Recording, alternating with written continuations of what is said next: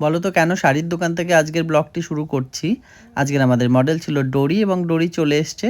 আর এরপর আমরা চলে গেছি আমাদের স্টুডিওতে, যেখানে ডোরিকে খুব সুন্দরভাবে একটা সিম্পল লুকে ব্রাইডাল লুক দেওয়া হয়েছে। রিয়াল ব্রাইড বানানোর জন্য ওকে আমরা রিয়াল গোল্ডের জুয়েলারি পরিয়েছি। আর এই ভিডিওটিতে ও আমাদের একটা গান শোনাচ্ছিল, যে যেটি মোটামুটি সবাই দেখে নিয়েছে। যারা দেখোনি তারা আমার প্রোফাইলে যাও এবং পিন পোস্ট করে দেয়া আছে, সেখানে ডোরির করা গানটি তোমরা শুনে নাও। আর আমাদের এখানে ডোরি রেডি হয়ে বসে রয়েছে। আর আমাদের ফটোগ্রাফার ছিল আজকে জয়। ও মোটামুটি সেটটা রেডি করে নেওয়ার পর আমরা শ্যুট স্টার্ট করে দিয়েছি।